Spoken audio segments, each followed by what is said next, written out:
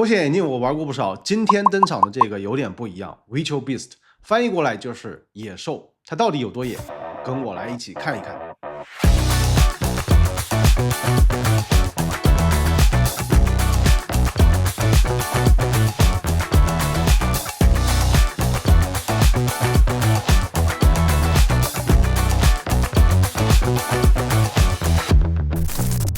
大家好，我是爱玩智能眼镜的老登，黑猫警长008。以前的头显类 AR 眼镜大多采用一种叫 Bird Bath 的光学结构，简称 BB。之所以叫 Bird Bath， 是因为这一面反射镜像一个鸟翼盆，屏幕画面经过2次反射，透过一块45度斜面的半透半反镜进入人眼。BB 结构有个先天的物理限制，想把视场角做大，光学模组就要跟着加大加厚，不得不牺牲便携性和舒适性，鱼和熊掌难以兼得。Beast 这次推倒重来，换上了全新的混合光波导技术，它将光路巧妙折叠压缩，用更少的空间走完相同的光程，在更纤薄的机身里实现了更大的视场角。Beast 现在不仅更薄，而且视场角更大了。具体来说 ，Beast 搭载了2块定制的0.68寸 Micro OLED 显示屏，再经过混合光波导的加持，投射出来的画面相当于174寸的巨屏，面积是85寸的4.2倍。而且这块174寸的屏幕不是被钉死的 ，Beast 支持屏幕大小和观看距离的独立调节，想要更沉浸，让画面铺满整个视野，可以把它调大。眼睛累了，想舒服一点，把屏幕推远一些，这个自由度呢是物理屏幕永远给不了的。屏幕够大是第一步，够亮是第二步。Beast 的入眼亮度峰值可以达到1250尼特，刷新率达到120赫兹，看快速运动画面也不会有拖影。画面质量还有2个细节值得专门说一下。第一是色准 ，Micro OLED 的每个像素都自发光，色彩还原非常准确，而且 Beast 还做了专门的调教。不过色准这个东西，参数说了不算，眼睛说了才算。我挑了几个色彩就是灵魂的画面做了实拍，请大家实际感受一下。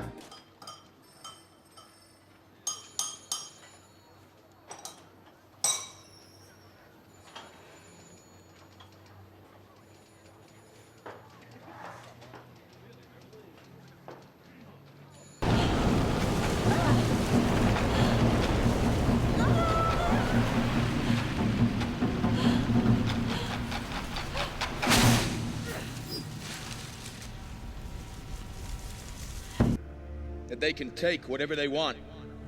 ورثات نو And no one can stop them. سمي فونجي But we will send them a message. سلام بعرف بيفور Just close your eyes, breathe in the vision. One look, give a whiplash. Beat drop with a big flash. 집중해 좀 더 think fast. 뛰어넘니 못해. 이제 now we're dead. Day one now we're big fat. Don't stop handling change. 色彩该浓的地方浓，该柔的地方柔，皮肤质感自然，没有那种廉价屏幕的塑料感。第二是边缘的清晰度，这一点 Beast 的优势明显，画面边缘的文字和细节更加的清晰锐利，变形和模糊更少。这种能力呢，在办公场景下特别有优势。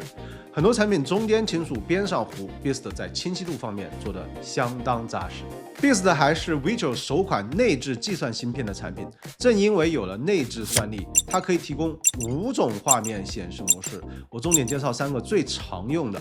第一种 Standoff 定屏模式，也叫 Anchor 模式，就像家里的电视，屏幕钉在空间里的固定位置，你转头它不动。这个模式的核心价值是还原物理屏幕的使用感，室内长期使用定屏是最舒服的，看剧、打游戏、办公都适用。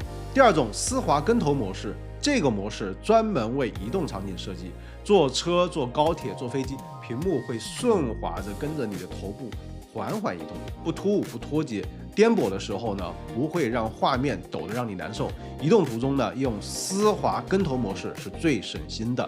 第3种超宽屏模式，开屏之后画面会变成32:9的超宽比例，也就是俗称的带鱼屏。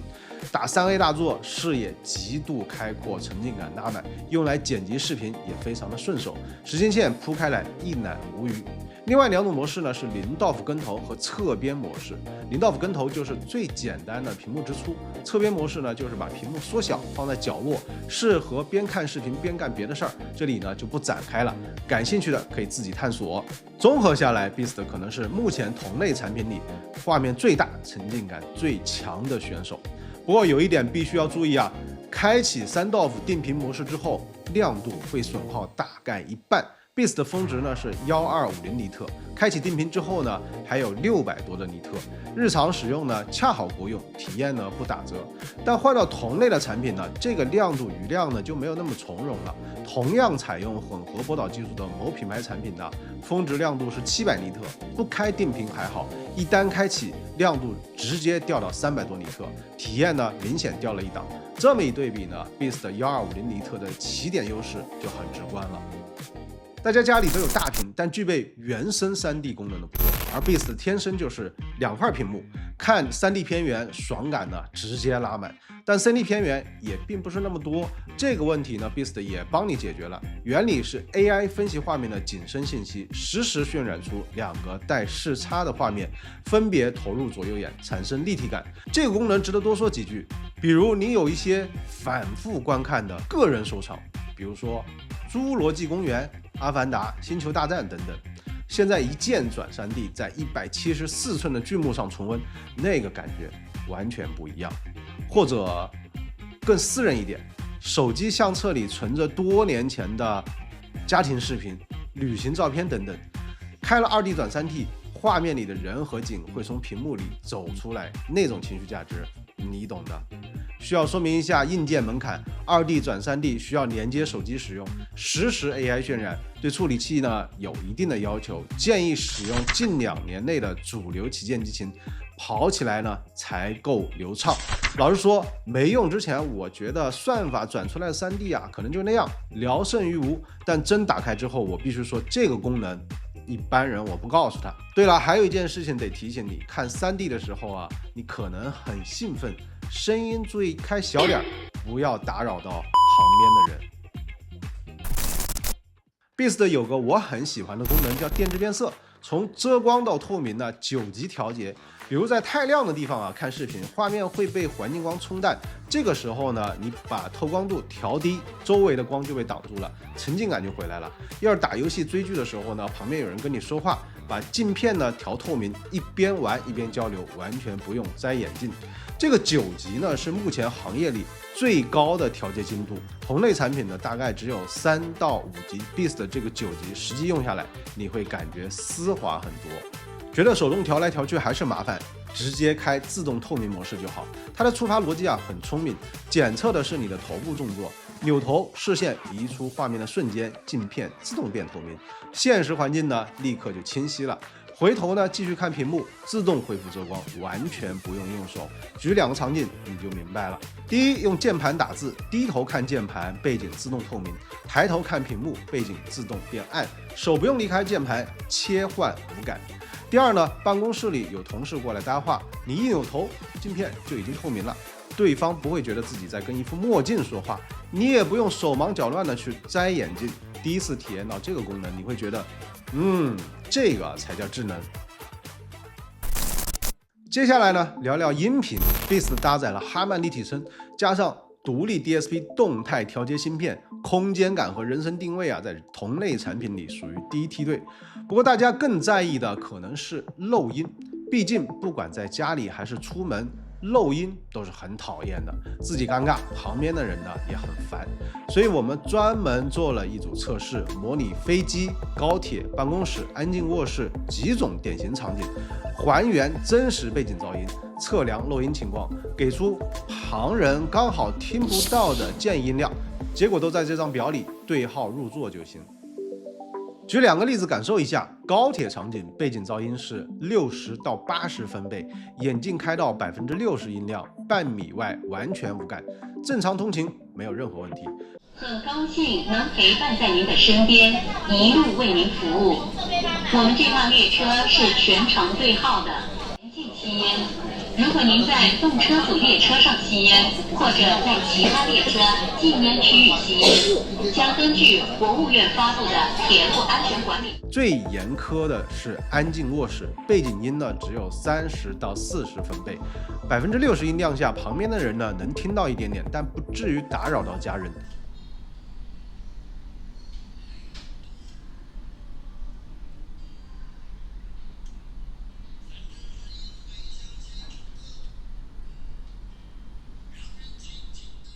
调到40%，漏音低于30分贝就完全听不到了。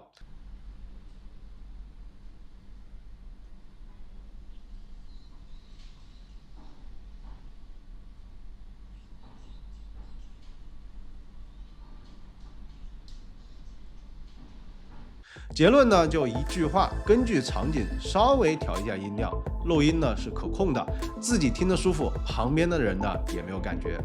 再来聊聊 Beast 的适配性。先说硬件端，手机呢是最简单的 Type-C 直连，即插即用，零门槛。但光能用不够 ，Vicho 的 slogan 是为游戏而生。操控体验呢也要跟上，所以他们联手八味堂推出了一款专属的拉伸手柄，有了它啊，手游也能玩出174寸巨幕加实体按键的感觉，沉浸感呢直接拉满。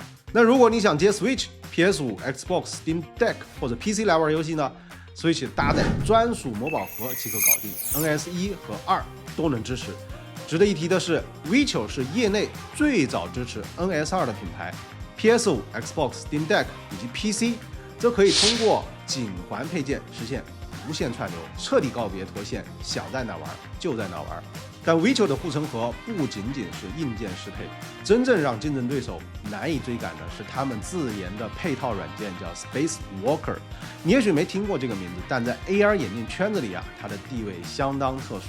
市面上的主流竞品的背后的空间计算方案，追根溯源，几乎都是来自于 Vicho 的技术体系。换句话说，别人在借他们的技术卖自己的产品，而 Beast 是用自家技术撑自家生态，这个底气完全不一样。Space Walker 分2个端侧版本，能做的事情各有侧重。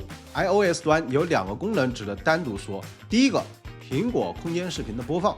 如果你用 iPhone 15 Pro 或者16系列拍过空间视频，接上 Beast 就能直接回放，那种扑面而来的立感是任何2D 画面都给不了的。第二个 2D 转 3D， 普通内容一键升为偏酷，直接换新。PC 端 Space Walker 可以解锁多屏虚拟办公，在 Beast 的视野里同时展开多个独立窗口，相当于随身带着一套多显示器工作站。出差住酒店，坐在高铁上，电脑一开 ，Beast 一接，虚拟桌面展开来，和在办公室里没什么两样。主机、PC、掌机、手机，能叫得出名字的平台啊 ，Beast 没有一个搞不定的。软件上呢 ，Space Walker 把游戏、观影、办公3条线全部打通了。软硬件一体的生态能力啊，才是 Vicho 对“为游戏而生”这4个字交出的最有底气的一份答卷。Beast 有个缺点，我得吐个槽。相比 Vicho 之前的产品呢 ，Beast 取消了内置的近视度数调节功能。以前的版本可以直接拨转盘调屈光度，近视用户呢不戴眼镜也能直接上手。这次取消之后啊，近视用户需要配一副专用的近视镜，或者戴隐形眼镜来使用。内置近视调节度数范围啊是有限，遇到散光或者度数比较高的情况呢就搞不定了。换成 Beast 这样配专用镜片呢，反而能精准匹配每个人的屈光情况。听起来麻烦了，实际上呢更科学。但不方便啊，就是不方便，这个没有办法回避。精准和方便，鱼和熊掌不可兼得。我给你一个判断标准，如果主要是你自己一个人用 ，Beast 这套方案呢没问题。如果经常要借给不同的人用，带内置屈光度调节的上一代呢，反而是更顺手的。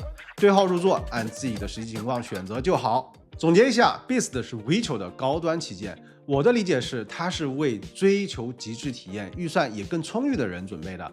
画面呢更大、更亮，防抖更稳，近视适配更精准，每一个升级都是实打实的。价格呢也摆在那里，适合谁呢？我说3类人：第一，游戏玩家，愿意为极致游戏体验买单的，它就是为你而造的。174寸的巨幕，超宽带鱼屏，2D 转 3D 全平台适配，游戏该有的爽感一样都没少。